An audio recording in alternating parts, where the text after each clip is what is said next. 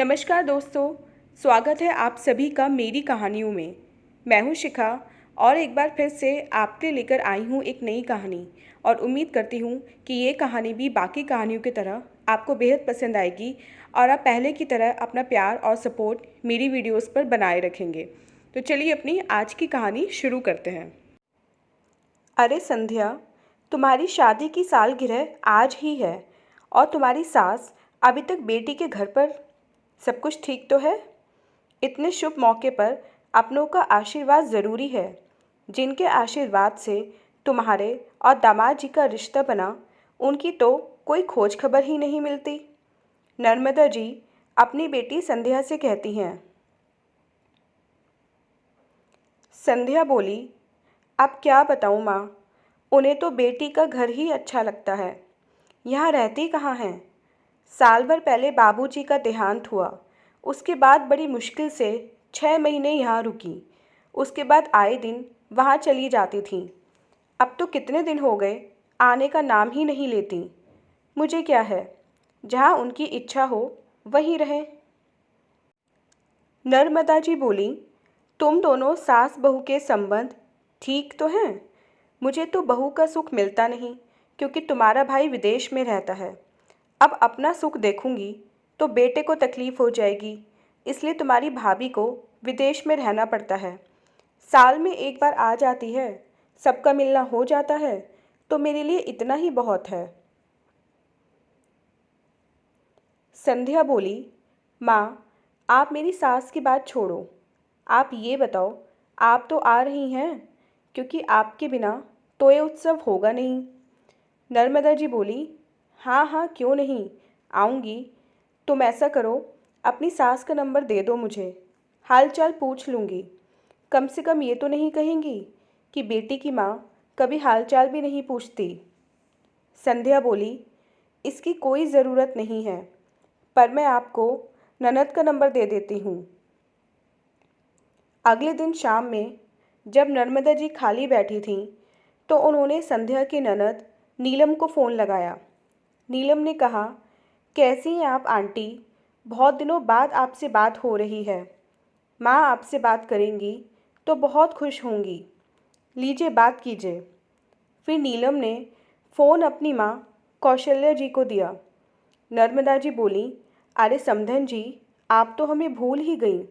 मानती हूँ हर माँ के लिए बेटी बहुत प्यारी होती है, पर इसका मतलब ये तो नहीं कि बेटे बहू को छोड़ ही दें। अरे, बड़े बुजुर्गों की देखरेख में परिवार बढ़ता है, तो परंपरा और पुरानी चीज़ें ख़त्म नहीं होती हैं। और कितने दिन हो गए आपको वहाँ गए हुए, कब आएंगी?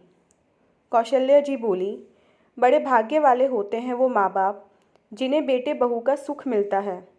माता पिता के साथ रहने से घर में बेटे बहू का रिश्ता बिखरने लगे तो इससे बड़ा दुख और पाप बूढ़ी माँ के लिए क्या हो सकता है? नर्मदा जी थोड़ी हैरान हुई, फिर बोली, क्यों, क्या संध्या और दामाद जी से कुछ कहा सुनी हो गई? क्योंकि आप बहुत दिनों से वहाँ हैं और बेटी के घर माँ बाप को इतने दिन रहना तो नहीं चाहिए। यही सोचकर मैं भी कभी संध्या के घर 1-2 दिन से ज़्यादा रुकती नहीं हूँ और मुझे भी अच्छा नहीं लगता है। कौशल्या जी बोली, बहन जी, आपने हालचाल पूछा, बड़ी खुशी हुई। बेटी दामाद के घर कौन सी माँ खुशी से रहती है? अपने घर में अगर बेटे बहू से अपनापन ना मिले तो बेचारी बेटी ही माँ कहाँ जाएगी? क्योंकि समाज में फिर अपने ही बच्चों की जग हंसाई हो जाएगी। नर्मदा जी बोली, मेरे भी बेटे बहू हैं। मैं ये कभी नहीं चाहूँगी कि मेरी बेटी की वजह से किसी माँ को अपने बेटे से अलग होना पड़े या बुढ़ापे में कोई कष्ट हो। आखिर बात क्या है, बताइए तो सही। समधन ना समझकर एक सखी समझकर ही बता दीजिए। कौशल्या जी बोली, नहीं नहीं, ये पाप मुझसे नहीं होगा। आपके मन में आपकी बेटी की जो सुंदर छवि है, मैं उसे खराब नहीं करना चाहती। बस ईश्वर से प्रार्थना करूंगी कि ईश्वर उसे सद्बुद्धि दें, ताकि उसके बच्चे उसके साथ वो ना करें जो उन लोगों ने मेरे साथ किया। नर्मदा जी समझ गई कि कुछ तो बहुत अनर्थ हुआ है, जिसके कारण कौशल्या जी इतनी दुखी हैं कि अपने ही बेटे के घर नहीं जाना चाहती। करीब एक हफ्ते बाद नर्मदा जी ने ये सारी बात अपने पति मनोहर बाबू को बताई। मनोहर बाबू बोले, ये तो बहुत गलत बात है। जिस माँ ने विश्वास के साथ पाल पोस कर बेटे को इतना बड़ा किया, बुढ़ापे में आज उस माँ को बेटी दामाद के साथ रहना पड़ रहा है। ये तो तभी हुआ होगा जब बेटे बहू से उन्हें अपनापन नहीं मिला होगा। तुम्हें संध्या से बात करनी चाहिए। ये तो हमारे लिए शर्म की बात है। 2 दिन बाद नर्मदा जी ने संध्या को फ़ोन किया और खुलकर उससे सारी बातें पूछी। संध्या पहले टाल मटोल करती रही, पर माँ से कैसे छिपा पाएगी। संध्या ने कहा, माँ नौकरों के हाथों का वो खाना नहीं खाती थी, खुद बनाना चाहती थी और पूरी रसोई गंदी कर देती थी। बुढ़ापे में सीढ़ियाँ चढ़ी नहीं जाती तो नीचे का कमरा हमने उन्हें दिया, जिसके कारण कोई भी गेस्ट आता तो उसके सामने वो चली आती थी। हमें बड़ी शर्मिंदगी होती थी। नर्मदा जी बोली, तुम सीधे मुद्दे पर आओ कि तुमने आखिर उनके साथ कैसा व्यवहार किया था या क्या कहा आखिर तुमने उन्हें। संध्या बोली, माँ एक दिन मेरी सहेलियाँ आई थीं और मेरी सास की वजह से मेरा बहुत मजाक बना, तो मैंने उन्हें कह दिया कि पीछे सर्वेंट रूम खाली है, कोई रहता नहीं तो आप उसमें रह लीजिए। ये बात उनकी बेटी को पता चली और वो आकर उन्हें ले गई। मैंने उन्हें जाने को नहीं कहा। नर्मदा जी बोली, तुमने उन्हें रोका भी तो नहीं। मुझे बहुत दुख हो रहा है कि मेरी बेटी की वजह से एक माँ अपने परिवार से दूर है। सोचो, तुम्हारे भाई और भाभी अगर मुझे नौकरों की तरह विदेश में रखते तो तुम्हें कैसा लगता। बेटा, अपनी माँ का दर्द हर बेटी को दिखता है, पर वही सास के साथ बुरा व्यवहार करती है, तब क्या उसे एहसास नहीं होता कि वो भी न किसी माँ के साथ गलत कर रही है। तुम्हारे बच्चे भी ये देख रहे होंगे। सोचो, तुम भी कल को सास बनोगी, बहू लाओगी और दामाद भी, तो सोचो तुम्हारी स्थिति कैसी होगी। अगर तुम्हें मेरी बात समझ में आ रही है तो जाकर अपनी सास से माफ़ी मांगो और उन्हें इज्जत के साथ अपने घर लेकर आओ, वरना तुम्हारी सालगिरह में मैं और तुम्हारे पापा भी नहीं आएंगे। उस दिन संध्या का मूड बहुत खराब था। शाम में जब उसके पति आलोक आए, उसने सारी बात बताई कि मेरी माँ तो आपकी माँ का हालचाल पूछने के लिए फ़ोन की होगी और आपकी माँ मेरी शिकायत लेकर बैठ गई होंगी।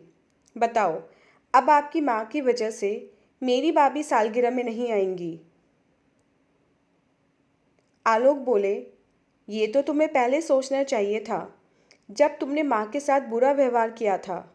मैं नहीं चाहता था कि मेरे सामने बार बार मेरी माँ के साथ अनुचित व्यवहार हो, इसलिए मैंने उन्हें रोका भी नहीं। अब यहाँ जो अपनापन नहीं मिलता था वो वहाँ मिल रहा है। जब अपने ही घर में लोग पराया कर दें तो कर भी क्या सकते हैं। फिर भी मैं बात से बात करूँगा। संध्या को एहसास हुआ कि कहीं न कहीं उसने कौशल्या जी के साथ बड़ा बुरा व्यवहार किया था। जब आलोक ने माँ को फ़ोन किया तो माँ ने बेटे को आशीर्वाद दिया। कौशल्या जी बोली, तुम्हारी सास का फ़ोन आया था बेटा, पर ईश्वर गवाह है, मैंने तुम लोगों के खिलाफ एक शब्द भी नहीं कहा। आलोक बोला, मैं जानता हूँ, मैं अभागा तो मैं हूँ जो मैं आपका ख्याल नहीं रख सका। दिखावे की खुशियाँ खरीदने के लिए पैसा तो बहुत कमा लिया, पर माँ की ममता से वंचित हो गया। संध्या ने आलोक से फ़ोन लिया और सास को बोली, मम्मी जी, मैं अपने पुराने व्यवहार के लिए बहुत दुखी हूँ, मुझे माफ़ कर दीजिए। गलती मैंने की थी, फिर आप सज़ा अपने बेटे और पोता पोती को क्यों दे रही हैं। अपने आशीर्वाद से हमें वंचित मत कीजिए। देखिए, अगले महीने हमारी सालगिरह आ रही है, क्या आप हमें आशीर्वाद देने नहीं आएंगी।